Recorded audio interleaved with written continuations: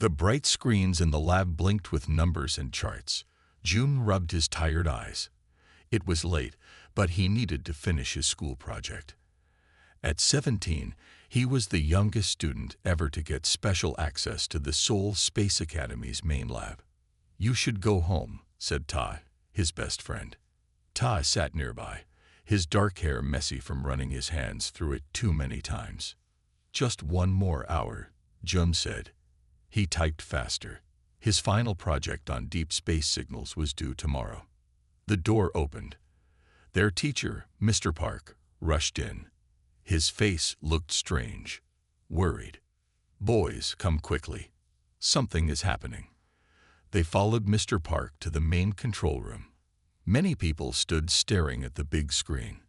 Some looked scared. Others looked excited. "What's going on?" June asked a woman in a lab coat. "We just got a signal," she said. "From space, not from one of our ships or stations." June's heart beat faster. "You mean?" "Yes," Mr. Park said. "It's not from Earth or any human source. It's our first alien contact." On the screen, strange symbols flashed. They didn't look like any language June had ever seen. They moved and changed, almost like they were alive. "Can we understand it?" Tai asked. "The computer is working on it," said Mr. Park. "The message repeats, which helps." 3 hours later, the computer had a rough translation. The message said it came from something called the Galactic Ascendancy. They claimed to be a group of advanced alien species who wanted Earth to join them. The message sounded friendly. It talked about sharing knowledge and technology. World leaders quickly met to talk about how to answer. Most wanted to say yes right away. Who wouldn't want advanced alien technology? But something bothered June. "Listen to this part again," he told Tai late that night when they were alone in the lab. He played the original sound of the message. "It sounds different in some parts," Ta said. "Like there's a second voice very quiet behind the main one." "Exactly," said June. But the computer only translated the main voice. For the next week, while the world excitedly prepared to welcome the aliens, June and Todd worked on the hidden parts of the message. They found strange patterns in the background noise, extra signals hidden inside the main one. "I think I've got something," Jun said one night. He had dark circles under his eyes from not sleeping enough. "Listen." He played a new sound he had pulled from the message. This voice was different, colder. It talked about processing humans and harvesting Earth. "This can't be right," Ta said. His hands shook. Why would they send a nice message and hide this scary one inside it?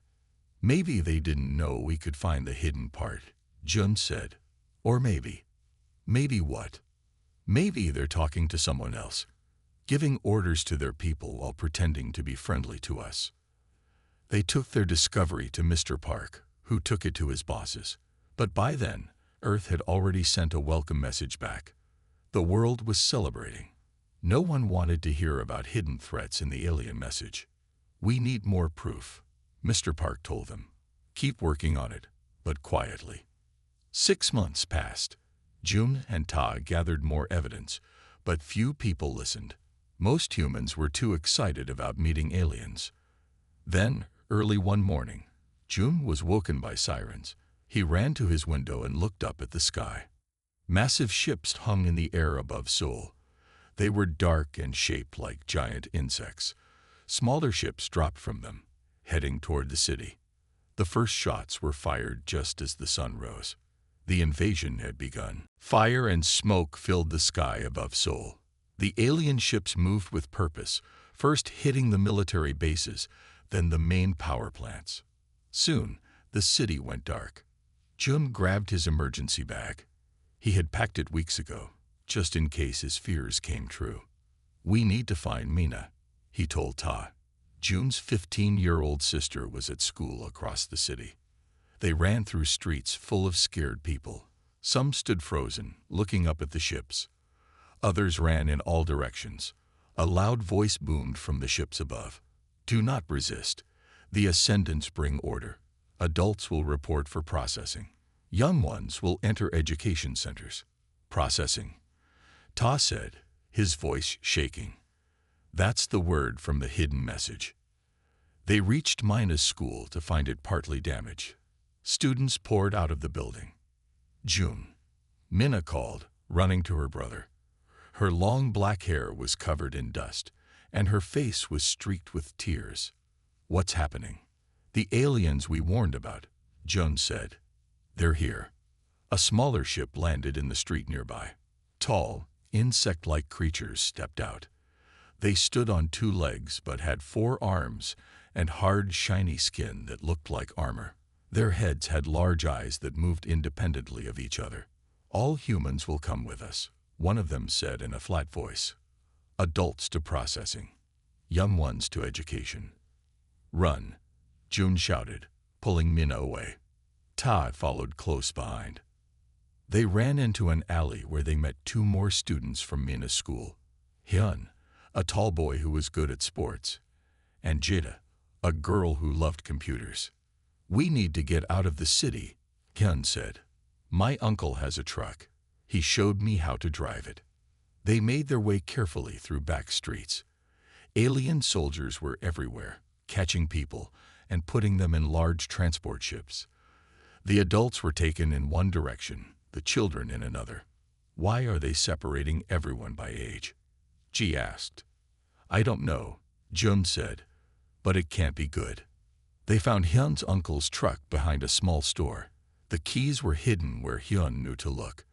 They all got in, with Hyun driving. As they left the city, they saw more ships landing. The aliens, the Ascendants, were taking over faster than anyone could fight back. Where are we going? Mina asked, her voice small with fear. My family has a place in the mountains, Ta said. An old research station where my father used to work. No one uses it anymore. We should be safe there. On the drive, they passed more alien ships, but something strange happened each time. The ships seemed to scan the areas with bright lights, but the light passed right over their truck, like the aliens couldn't see them. Did you notice that? Ji asked. They're scanners. They're not picking us up. June fought hard. The message said they wanted to process adults. Maybe their technology is made for adult humans. You mean they can't detect kids as well? Hyun asked, keeping his eyes on the road. Maybe our brains are different enough that their tech doesn't work right on us, Jun said. We're still developing. They reached the mountains by nightfall. The old research station was hidden in the trees. As they approached, they saw light inside. Someone's there, Ta whispered. They crept closer. Through a window, they saw other young people, maybe 15 of them. Some were crying. Others looked angry. One boy stood in front of them, talking. That's Da, Hyun said, recognizing the boy. He was always in trouble at school. Should we trust them? Ji asked. June looked at the scared faces inside, then at the burning city in the distance. We don't have a choice, he said. We need to stick together to survive. Who's there? Dad called out when he heard them approach. He held a metal pipe like a weapon. June stepped forward with his hands up. We're just looking for safety. Like you. The tension broke when Hyun and Dad recognized each other. Soon, they were all inside the old research building. It was cold, but they had power from old solar panels on the roof. I found this place 2 days ago, Dad told them. Others just started showing up. All of us escaped from the aliens somehow. A quiet girl named Sue sat in the corner working on some electronic parts. She barely looked up when the new people arrived. What is she doing? Mina asked. Sue was top in her tech class, a boy explained. She's trying to make a radio so we can hear what's happening in other places. June told everyone about the hidden message he and Tai had found months ago. He explained how the aliens seemed to ignore them during their escape. I noticed that too, Daz said. An alien ship flew right over me, but didn't stop. But I saw them take all the adults from my neighborhood. What do they want with adults? A younger girl asked. fear in her voice. No one had an answer yet. For the next week, they worked to make the research station livable. They found food in a storage room. Hyun and Da organized trips to nearby houses to get more supplies. Ji and Soo worked on the computers and equipment. June spent hours studying the alien message with Minna's help. She was good with languages and patterns. One night, Soo's radio picked up a signal. It wasn't the aliens. It was a human voice, weak but clear. "This is Resistance Group 7 in Busan. If anyone can hear this, respond." They were not alone. Other humans were fighting back. 2 days later, Jun made a big discovery. He found an old tablet with alien writing on it. The aliens had dropped it during an attack on a nearby town. "Can you read it?" Tai asked. "Not all of it," Jun said. "But look at these pictures." The images showed humans connected to strange machines. Tubes ran from their heads to a central system. "I think they're using humans somehow," Jun said, taking something from their brains. Sue, who rarely spoke, suddenly joined them. "Let me see that." She studied the tablet, then ran to her workbench. She came back with a small device she had built. "I think the aliens are a hive mind," she said. "They share thoughts, like some insects do. Maybe they want human brains to add to their network. But why don't they want us? Why just adults?" Ji asked. "Our brains are still growing," Jun said, suddenly understanding. "They're not fully formed until we're about 20 years old. The alien tech can't connect to our developing brains." This explained why young people could hide from the aliens better than adults. Their young brains gave them an advantage. Day stood up. He was 19, almost 20. "Then we need to use this advantage while we have it. We need to fight back." "How?" someone asked. "We're just kids." "Maybe that's exactly why we can win," Jun said. "They don't expect us to be a threat. They can't track us as easily. We can go places adults can't." For the first time since the invasion, they felt hope. Day looked around the room at the determined young faces. Then it settled. "Today, we start the resistance. And our first mission is to find out exactly what they're doing with our families." No longer were they just scared kids hiding in the mountains. They were now the beginning of humanity's fight back against the Ascendants. 3 weeks passed since they formed the resistance. Their base in the mountains grew as more young people found them. They now had 37 members. Jun and Sue worked day and night on the alien technology. They took apart the tablet and studied how it worked. "Look at this," Sue said one morning. She had dark circles under her eyes from not sleeping. "I think we can use their tech to listen to their talk." She had built a small device using parts from the alien tablet and old human computers. When she turned it on, strange clicking sounds came out. "That's the Ascendants talking to each other," Jun said. "But we can't understand it." Mina came over. She had been studying the alien language from the first message. "Let me try something," she said. She connected her computer to Sue's device. After a few hours, they heard broken words in Korean coming from the speaker. "Humans. Processing center. Quota not met." "It works," Mina said, smiling for the first time in weeks. "My translation program is basic, but it's working." They listened for days. Slowly, they learned more about the Ascendants. The aliens were taking humans to big centers in major cities. But why? "We need to see inside one of these centers," Daz said during a meeting. "I'll lead a team." "It's too dangerous," Jai argued. "Those places are heavily guarded." "We have to know what they're doing to our parents," Daz said firmly. "And I'm the oldest. If anyone should risk it, it's me." In the end, Da, Hyun, Tai, and 2 others prepared for the mission. Sue gave them small devices that would hide their brain patterns for a short time. "These will only work for 2 hours, she warned. "After that, the aliens might detect you." The next night, the team left for Seoul. The rest waited anxiously at the base. June worked with Sue to improve their listening device. 2 days later, just before dawn, the team returned. They looked tired and scared, but they weren't alone. With them was an older woman with gray in her black hair. "This is Dr. Kim," Daz said. "She's a brain doctor." She was being held at the processing center. Dr. Kim looked weak, but her eyes were alert. "You children are incredible," she said. "The aliens never saw you coming." Later, when Dr. Kim was stronger, she told them what she had seen. "The Ascendants are dying," she explained. "Their species has a problem with their genes. They need new biological material to survive." "They're using humans for parts?" Ji asked, horrified. "Not exactly," Dr. Kim said. "They're connecting human brains to their network. They use our mind power to fix their genetic code. They need mature brains that won't change anymore. That's why they ignore us," Jun said. "Our brains are still growing and changing." Dr. Kim nodded. "Before the invasion, I was studying how young brains develop.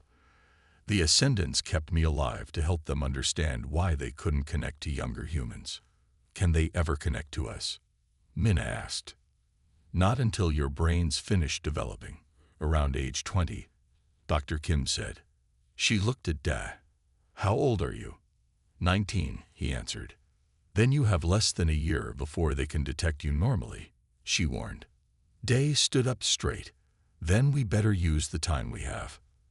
"Dr. Kim, what else can you tell us about how the Ascendants work? We need to know all their weaknesses." For the first time, they had real information about their enemy. And with Dr. Kim's help, they might find a way to fight back. A month after rescuing Dr. Kim, the young resistance was stronger than ever. Sue and Jun had built better communication devices using parts from the alien tech. One morning, Sue called everyone to the main room. Her face showed excitement, which was rare for her. "I found something," she said quietly. "Other resistance groups. I can hear them talking." She turned up the volume on her device. Voices speaking Korean came through, then some speaking Japanese and Chinese. "There are other groups like us," Minna said, her eyes wide. "All across Asia." Jun took the microphone. His hands shook slightly. "This is the Seoul Mountain Base. Can anyone hear us?" For a moment, there was only static. Then a voice answered. "This is Busan Harbor Group. We hear you." Soon, they were talking with 5 different groups across Korea. All of them were made up of young people under 20. "We need to work together," Jun told them. "Separate, we're just small groups. Together, we could really hurt the Ascendants." Mina, with her gift for languages, helped them talk to groups in Japan and China. They learned that young people worldwide had formed similar resistance cells. Meanwhile, Hyun and Ji worked on fighting plans. They watched how the aliens moved and found their weak spots. "The Ascendants always follow the same paths," Hyun explained to the group, pointing at a map. "They're like insects. They don't change their plans easily. And they move their human prisoners on a regular schedule," Jay added. "Every 3 days, they take people from small centers to the big processing buildings." Dr. Kim helped them understand more about the aliens. "The Ascendants are connected to each other through a hive mind," she said, "but they need special stations to keep the connection strong. If we could disrupt those stations," Dae, who had become their leader, nodded. "Then that's what we'll do. We'll hit 3 stations at once. Seoul, Incheon, and Busan." They planned for 2 weeks. Using Sue's communication devices, they coordinated with the other groups. Everyone had a job to do. On the day of the attack, Jun felt sick with worry. So much could go wrong. But they had no choice. They had to fight back. The Seoul team included Jun, Dae, Hyun, and 4 others. They moved through the empty streets carefully. The city looked nothing like before. Strange alien plants grew on buildings. Giant towers pulsed with blue light. The connection stations. "Remember," Dae whispered, "we plant the devices Sue made, then get out fast. The explosion will destroy their connection to the hive." They split into pairs. Jun went with Dae toward the main tower. "I've been having headaches," Dae said suddenly as they crept forward. Dr. Kim says it means I'm getting closer to 20. The aliens will be able to detect me soon. We'll figure something out, Jun promised, though he had no idea what. They reached the tower and planted Sue's device. Across the city, the others were doing the same.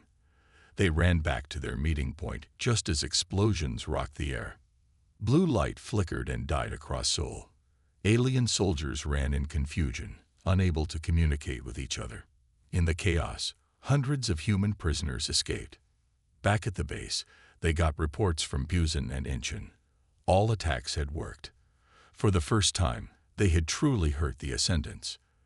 The aliens are sending a message to their leaders, Minna said, listening to her translation device.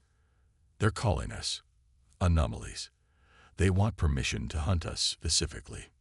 Day looked at each of them. Good. That means they're finally taking us seriously. We're not just hiding anymore.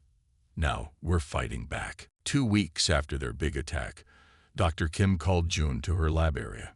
She had set up equipment in a small room with help from Sue. I made an important discovery, Dr. Kim said. She pointed to a screen showing brain scans. Look at the difference between your brain and mine. June looked carefully. His brain scan showed a bright area that wasn't in Dr. Kim's scan. What is that? He asked. It's a special protein that exists only in developing brains, Dr. Kim explained. It disappears as we get older, usually around age 20. This protein is why the Ascendants can't detect you as easily. June's eyes widened. Could we use this somehow? I think so, Dr. Kim said. If we can make more of this protein, we might be able to hide adult brains from the Ascendants too. They called the others to share the news. Tai was the first to see the big picture. If we could make this protein, he said, we could create a weapon against the Ascendants, something that would confuse their hive mind. Dr. Kim nodded. Exactly. But to make enough, we need equipment from a real lab. There's a research center in the city, Ji said. It might have what we need. They planned another mission. This time, Jun would lead the team to get the lab equipment. Dai wanted to go too, but his headaches were getting worse. You're too close to 20, Jun told him. It's too dangerous for you now. Dai punched the wall in frustration. I'm the leader. I should be there. We need you here, Minna said gently, to coordinate everything. The night before the mission, Jun couldn't sleep. He found Ta sitting outside, looking at the stars. Remember when we were just students? Tai asked. Life was simple then. We'll get that back someday, Jun said, though he wasn't sure if he believed it. The next morning, the team left for the city. Jun, Ta, Hyun, Ji, and 2 others carefully made their way to the research center. They wore the devices Sue had made to hide their brain patterns, but those only worked for a few hours. Inside the center, they found the equipment Dr. Kim needed. As they packed it up, an alarm suddenly rang out. Ascendant patrol coming, Ji warned, looking out the window. They hid as 3 alien soldiers entered the building. The aliens moved slowly, their insect-like heads turning in all directions. They can't see us yet, Hyun whispered. But our devices are running out of time. The aliens moved closer to their hiding spot. Then one of them stopped and looked directly at where Todd was hiding. Move, Jun shouted. They ran, carrying the equipment. The aliens followed, making high-pitched sounds to call for help. Split up, Jun ordered. Meet at the backup point. He and Tai went one way, the others in different directions. They ran through empty streets, alien soldiers right behind them. They're tracking one of us, Ta said as they hid in an old store. The devices must be failing. Jun checked his device. It was still working. He looked at Ta's. The light was off. Oh no, Jun whispered.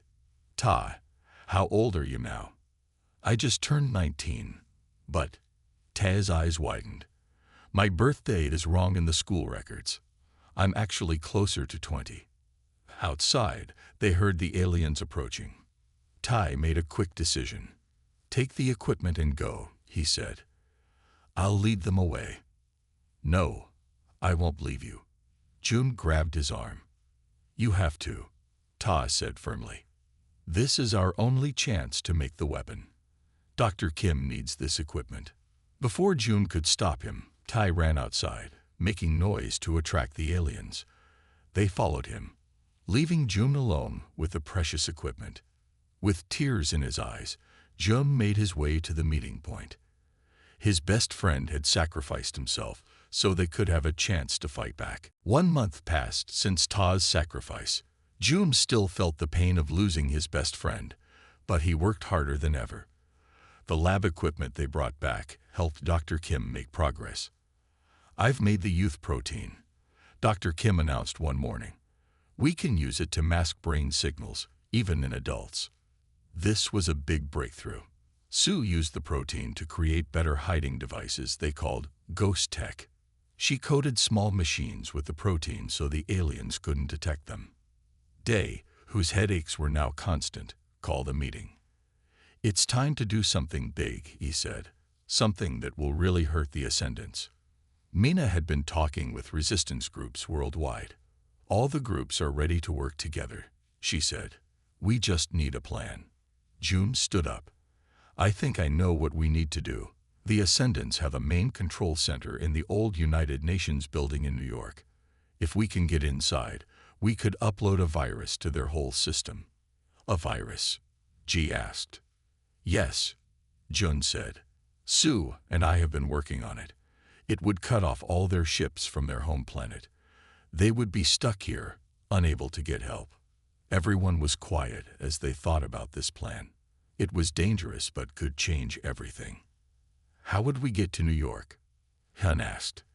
"It's on the other side of the world." "The Busan group found an airplane they think they can fly," Minna said. "Small but fast." Day nodded. "Then here's the plan. Groups worldwide will attack Ascendant bases at the same time. While they're busy with those attacks, our team will fly to New York and get into the main control center." Planning took another 2 weeks. They needed everything to be perfect. Sue created special ghost tech for everyone going to New York. The night before the mission, no one could sleep. They gathered in the main room, talking quietly. Jai sat next to Hyun. "I need to tell you something," she said softly, "in case we don't come back."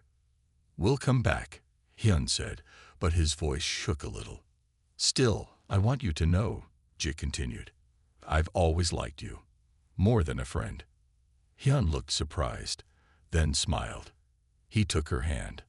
"I feel the same way." Across the room, Jun watched Mina looking at an old family photo. He sat beside his sister. "Do you think Mom and Dad are still alive?" she asked. "Yes," Jun said firmly. "And we're going to save them." Day stood apart from the others. The pain in his head was so bad now that he could barely hide it. Dr. Kim came to check on him. "You know you can't go on this mission," she said gently. "Your brain is too close to adult patterns now. The Ascendants would spot you immediately." "I have to go," Daz said. "I'm the leader." "And what happens when they detect you and catch everyone?" Dr. Kim asked. Da had no answer. He knew she was right, but it hurt to be left behind.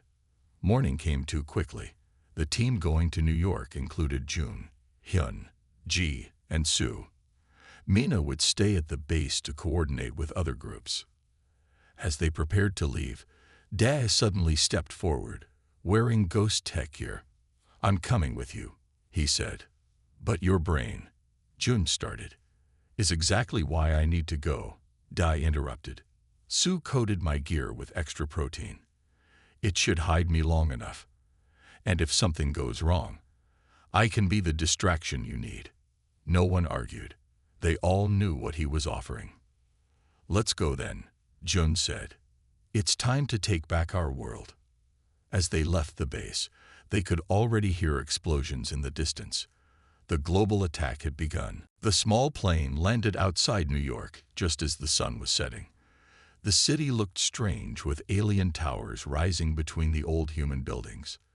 The United Nations building is in the center of the city, Jun said. We need to move carefully. They wore their ghost tech suits, which hid them from alien scanners. Sue carried the virus in a small device. If they could upload it to the Ascendants' main system, it would break the connection to their home planet. We have 3 hours before the ghost tech starts to fail, Sue reminded them. We need to be quick. They moved through empty streets. From everywhere came the sounds of fighting. The worldwide attack was working. Ascended forces were busy dealing with resistance groups in all major cities. Look, Jay pointed. The UN building.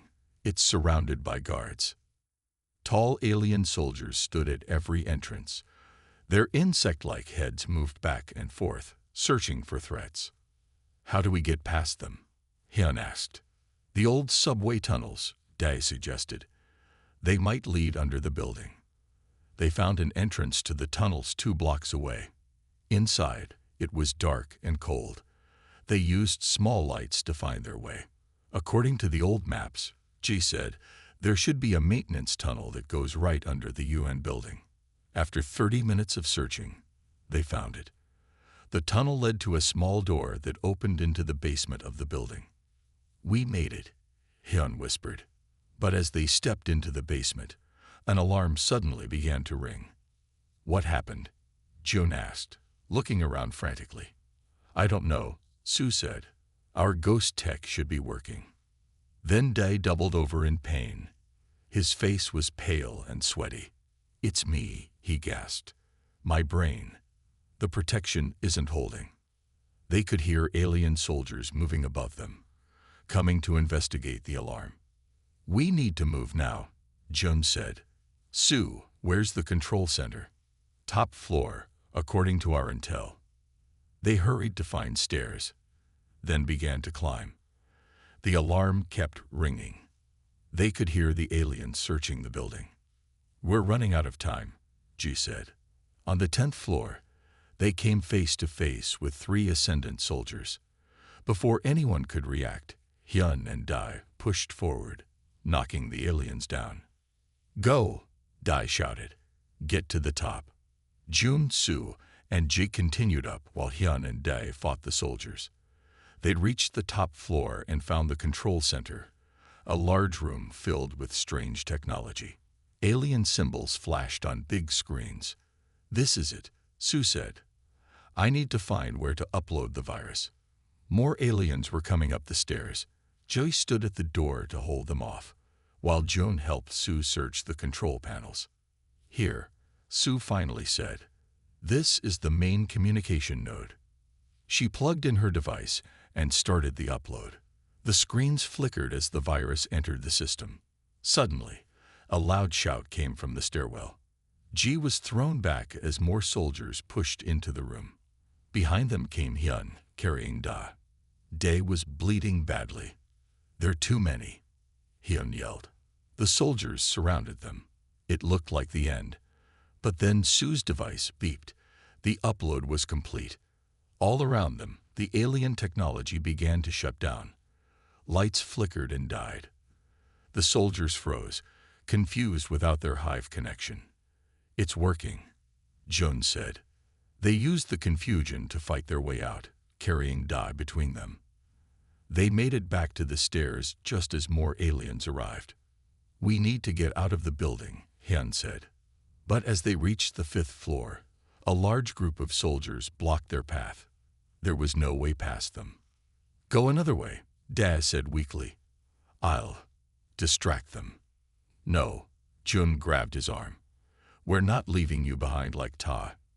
You have to, Dae said. His eyes were clear despite his pain. The mission matters more than one person. Take the west stairs. I'll lead them east. Before they could stop him, Dae pulled away and stumbled toward the soldiers, making noise to draw their attention. The aliens followed him, leaving the west stairs clear. We have to go, Sue said softly, tears in her eyes. His sacrifice can't be for nothing. With heavy hearts, they went down the west stairs, the sounds of fighting fading behind them. Jun, Sue, Ji, and Hyun made it back to their plane. The city behind them was in chaos. Ascendant soldiers ran in all directions, unable to communicate with their leaders. The virus worked, Sue said as they flew away. Their connection to their home planet is broken. The flight back to Korea was quiet. They had won a great victory, but the cost was high. Tai and Dai were gone. When they landed, Minna ran to meet them. Her face showed both joy and worry. "You did it," she said. "Resistance groups everywhere report that the aliens are confused. They can't coordinate their attacks anymore." "What about here?" June asked. "We freed the processing center outside Seoul," Minna said. "Hundreds of adults are free now." This was the news they had been waiting for. They hurried to the base, where Dr. Kim was treating the freed adults. Many were weak after being connected to alien machines for so long. "Your parents are here," Dr. Kim told June and Minna. Their parents were thin and pale, but alive. June and Minna ran to hug them. After months of fighting and fear, they finally had hope. But their work wasn't done. Sue made an amazing discovery when she looked at the data from the virus. "The virus did more than we expected," she told everyone. "It didn't just cut off the Ascendants' communication. It downloaded their entire knowledge base to our systems." "What does that mean?" G asked. "It means we now have all their information," Sue explained. "Their technology, their weaknesses, their plans, everything." Dr. Kim studied the alien data with help from other scientists who had been freed. "The Ascendants will try to fix their communication systems," she warned. "They'll call for help from their home planet. We have maybe 2 months before reinforcements arrive." "Then we have 2 months to prepare," Jum said. They shared the alien knowledge with resistance groups worldwide. Humans began to understand Ascendant technology and how to use it against them. June found star maps in the alien data showing where the Ascendants came from. "They traveled very far to reach Earth," he said. "Their home world is dying. That's why they need us." "But they could have asked for help instead of invading," Minna said. "They don't understand cooperation," June explained. "Their hive mind only knows control." 1 month after the New York mission, humans had retaken control of most major cities. The Ascendants, cut off from their main fleet, were forced to retreat to their ships. The young people who had led the first resistance now worked with adults to build Earth's defenses. They used the aliens' own technology to create shields around cities and weapons that could fight the Ascendant ships. June often thought about Tai and Da. Their sacrifices had made this possible. In their honor, the youth protein was named the TD factor. On a cool autumn day, 6 months after the invasion began, Jun stood with Sue, Ji, Hyun, and Minna on a hill overlooking Seoul. The city was being rebuilt. New buildings rose alongside the old ones. Some Ascendant technology had been modified for human use. "We won't just survive their return," Jun said, looking at the sky. "We'll be ready for them." "They thought we were weak because we're young," Minna added. "But being young was our strength." In labs around the world, scientists worked with the TD factor, learning how to extend its protection to all humans.